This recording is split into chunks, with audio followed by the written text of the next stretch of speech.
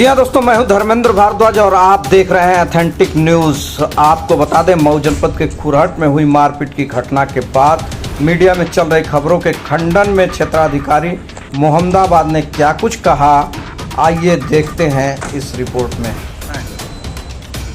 सबसे पहले इस प्रकरण में ये हुआ था कि भानु प्रताप जो कि सोनीसा के हैं, उनको 11 तारीख की शाम को जो है ये राहुल, विकास और अभिषेक, इन 3 लड़कों ने एक नाई की दुकान पर मारा था।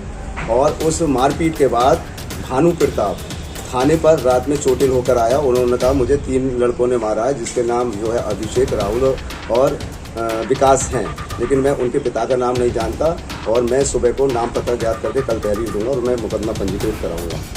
उसके बाद राहुल राजभर ने उसके घर जाकर उस एससी लड़के को जो है वो दबाया और उसमें जो है उसको ये इस तरह से बेबस कर दिया कि आप मुकदमा पंजीकृत नहीं कराएंगे।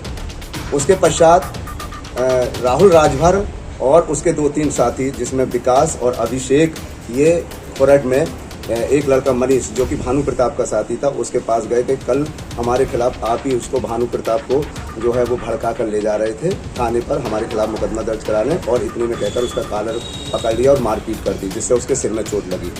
और अपनी आत्मरक्षा में उसने, मनीष ने भी राहुल राजभर को जो है वो बराबर में से ईंट उठाकर मार दिया, जिससे ये ज़्यादा चोटिल हो गया। और उसके बाद ये थाने पर आए चारों। जब थाने पर आए तो तीनों की हालत, चारों की हालत हमने देखी, तो हमने इसने जो सर्वप्रथम तहरीर दी कि मैं 4 लाख, जो कि झूठी तहरीर थी कि मैं 4 लाख रुपए लेकर बैंक जा रहा था, और इसने जो है मनीष ने और उसके साथियों ने वो 4 लाख रुपए मुझे मारकर जो है छीन लिए। उसके बाद शाम को जब इसने दूसरी तहरीर दी थी, वो ये दी थी कि नहीं, हम जो है इसके कल वाले जो घटना है भानु प्रताप वाली, उसमें कि आप लोगों ने इस भानु प्रताप को क्यों जो है बहकाकर और हमारे खिलाफ मुकदमा दर्ज कराया, इसी में हमारी मारपीट हुई। और इसके पश्चात जो है इनके राहुल राजभर की, क्योंकि इसके ज़्यादा चोट थी सिर में, तो इसके मुकदमा पंजीकृत कर लिया।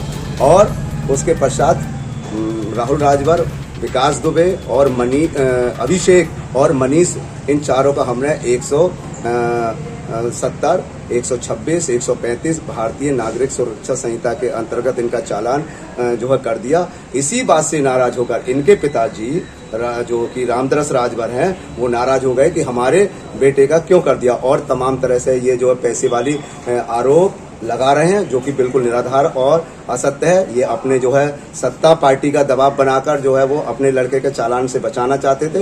ये बेबुनियाद है। अगर आगे से इनके ऐसे कमेंट आए तो मैं क्षेत्राधिकारी मोहम्मदाबाद इनके खिलाफ निश्चित रूप से मानहानि का मुकदमा दायर कराऊंगा।